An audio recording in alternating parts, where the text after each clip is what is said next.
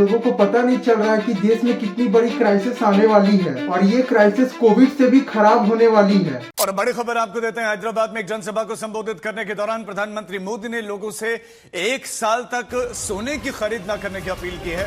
PM Modi ने कहा कि वैश्विक संकट के बीच में विदेशी मुद्रा बचाने पर जोर देना होगा। पीएम मोदी ने यह भी कहा कि हमें तेल बचाने पर भी जोर देना होगा। प्रधानमंत्री नरेंद्र मोदी ने वैश्विक संकट के बीच में बड़ी लोगों से अपील की है। जैसा कि तुम लोगों ने कुछ क्रिएटर्स की वीडियो में देखा होगा कि मोदी जी ने हैदराबाद में एक ऐसा भाषण दिया जिससे आज देश में चर्चा का विषय बन गया है। 7 बातें ऐसी कही मोदी जी ने जिससे आज देश बहुत बड़ी क्राइसिस में जाने वाली है। देश मत जाओ, पेट्रोल डीजल बचाओ, वर्क फ्रॉम होम को अडेप्ट करो, डॉलर बचाओ। ये 5 बातें मोदी जी ने अपने हैदराबाद की रैली में कहा लोगों से। मेरा बस एक ही सवाल है मोदी जी, 1 साल तक लोग अगर सोना नहीं खरीदेंगे तो इस सेक्टर के लोग क्या खाएंगे? चांदी के लाखों दुकानों का क्या होगा? दुकानों के छोटे छोटे लोगों का क्या होगा? बड़े बड़े सोने की कंपनियां तो अपना फायदा देख लेती है, मार तो उनके अंदर छोटे लोग खाते हैं। ये सब अपील करके मोदी जी ने तो अपना पलड़ा झाड़ दिया है, चल गए रोड शो करने। फिर एक सवाल जो तुम लोगों को मोदी जी से जरूर पूछनी चाहिए, अगर जनता के लिए पेट्रोल बचाना देशभक्ति है तो आज पीएम मोदी इतना बड़ा कॉन्वो लेके क्यों निकलते हैं? तो वो क्यों नहीं पेट्रोल बचत कर रहे हैं? ये बातें करके मोदी जी ने देशवासियों को देशभक्ति करने को तो बोला। मुझे इतने सालों में एक चीज तो समझ आई है,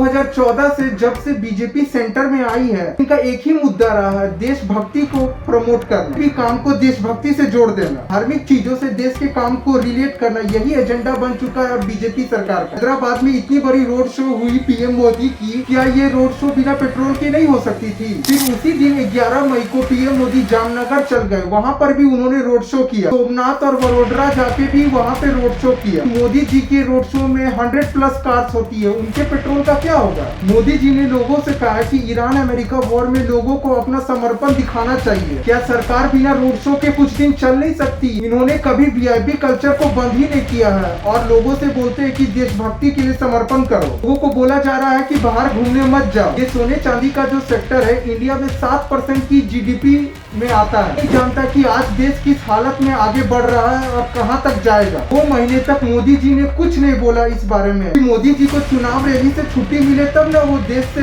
बात करेंगे। बंगाल, असम और तमिलनाडु के इलेक्शन में मोदी जी बिजी थे। इसी बीच कमर्शियल गैस मिलना बंद हो गया, लोग लाइन में खड़े होकर गैस ले रहे थे और वहाँ पीएम मोदी रैली कर रहे थे। हद तो तब होती है इस देश में, कोविड के वक्त लोगों से थाली बजवाया गया। एक वाहियात कदम जो पीएम मोदी का नोटबंदी था 2016 में, लोगों ने इसे खुशी खुशी मान भी लिया है। बात मोदी जी ने 11 मई को अपनी रैली में कहा, यही मार्च और अप्रैल के मंथ में कहते 2 महीने तक सिर्फ तुम लोगों को अंधेरे में रखा गया क्योंकि पीएम मोदी बंगाल इलेक्शन में बिजी थे। के लिए बंगाल इलेक्शन जीतना बहुत जरूरी था। बंगाल इलेक्शन की क्या ही बात करूं मैं, इतनी फक्ड अप सिचुएशन हो गई थी मार्च और अप्रैल के महीने में। बीजेपी ने अपनी एड़ी चोरी का चोट लगा के बंगाल इलेक्शन को तो जीत लिया है। लोगों को फ्रीबीज का वादा करके 207 सीटों पर अपने सीट बना लिया है। हाँ, मैं मानता हूँ कि 15 साल तक ममता दीदी ने भी बंगाल को लूटा ही है। देखा जाए तो बंगाल में एसआईआर एक ट्रेंडिंग टॉपिक बना रहा। एसआईआर एक स्पेशल इंटेंसिव रिवीजन है जो इलेक्शन कमीशन करवाती है। एसआईआर का मेन एजेंडा है जो लोग मर गए हैं और जो इस देश के नहीं है उनका नाम काट दिया जाए वोटर लिस्ट से। ये भी बहुत अच्छी बात रही बीजेपी के लिए कि एसआईआर करवा के बांग्लादेशी मुसलमानों को भगा दिया गया बंगाल से। बीजेपी और इलेक्शन कमीशन ने साम दाम दंड भेद सब लगाया ममता दीदी को हटाने के लिए बंगाल से। अभी पीछे ईडी ने आईपैक के ऑफिस के ऊपर रेड मार दिया। इसी ऑफिस में टीएमसी की मार्केटिंग एंड डॉक्यूमेंट भी रखी होती है। ईडी का कहना है कि ईडी ने पार्टी के डॉक्यूमेंट्स को चुराने के लिए आईपैक में छापा मारा। Mamata Banerjee agreed that TMC's whole strategy was targeted. दीदी कम थोड़ी है, दीदी भी चलती रेड में घुस गई और पार्टी के डॉक्यूमेंट्स और लैपटॉप लेके बाहर आ गई। फिर दीदी ने कोलकाता हाईकोर्ट में ईडी के खिलाफ एफआईआर दर्ज कर दिया। बीच का कोई कोल स्कैम था। इतने साल बाद ईडी क्यों छापा मार रही है इलेक्शन के वक्त? और ममता दीदी भी कोई दूध की धूली नहीं है। लेट मी रिमाइंड यू, ये वही ममता दीदी है जो आरजीकर मेडिकल हॉस्पिटल के रेप केस में लड़की को बोलती है कि वो बाहर क्यों निकली। इस बार दीदी ने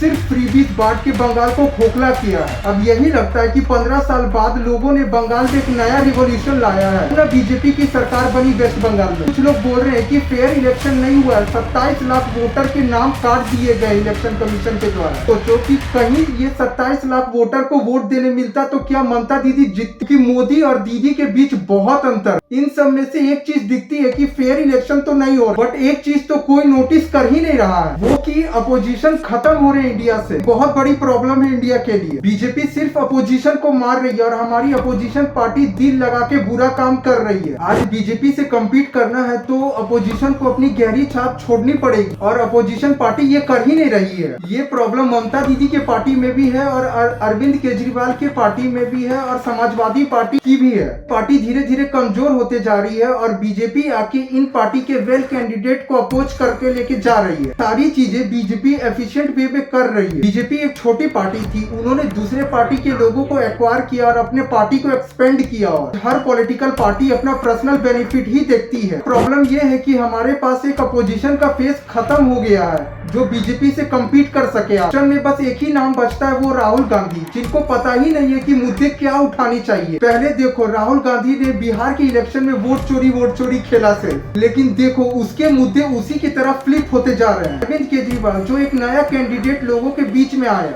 फिर लोगों ने उसे दिल्ली का सीएम बनाया। फिर क्या अरविंद केजरीवाल के ऊपर लिक्विड स्कैम का केस चला 1.5 साल तक। के बाद कोर्ट ने कहा ये कोई केस ही नहीं बनता, इसे हटाओ। बीच दिल्ली इलेक्शन चला और उसमें अरविंद केजरीवाल सीट हार चुका। बीजेपी ने दिल्ली को एक्वायर कर, जैसे आम आदमी पार्टी खत्म होना शुरू हो गई, आम आदमी पार्टी के 7 लोगों ने बीजेपी ज्वाइन कर लिया, इंक्लूडिंग राघव चड्ढा ने भी। पार्टी का मेन फेस था वही बीजेपी चला गया। बड़ी सक्सेस थी बीजेपी के लिए और आम आदमी पार्टी के लिए हार थी। आज ये अपोजिशन पार्टी अपने ही स्टेट में 50 तरह के फ्रीबीज चलाते हैं। ये मुद्दे जनता से एसोसिएट ही नहीं होते हैं। कांग्रेस पार्टी जो अब नाम की बस पार्टी बन चुकी है, ये पार्टी को गट्स ही नहीं है कि बोले कि हमें सेंटर में लाओ, हम नौकरियां देंगे लोगों को। चीज लोगों ने ध्यान ही नहीं दिया। बीजेपी ने ग्राउंड प्रेजेंस में लोगों पर बहुत विश्वास जीता है। बीजेपी ने अपने हिंदू मुस्लिम को कोर वैल्यू बनाया। इन्होंने हर वो एक तिगड़म लगाया जिससे पार्टी रिलेवेंट रहे और पार्टी एक्सपेंड होते जाए। हमें 1-2 नेशनल पार्टीज चाहिए जो बीजेपी से कम्पीट कर सके आगे। एक्चुअली आज के डेट में बीजेपी को चैलेंज करने के लिए सेंटर में कोई बड़ी पार्टी है ही नहीं। इन सब चीजों में अब देश सफर कर रहा है। अपोजिशन पार्टी को बस 1 या 2 ही सीटें आती है। वो को लगने लगा है कि अब देश में बस एक ही पार्टी बची है, उन्हें ही वोट करना है, वो है बीजेपी।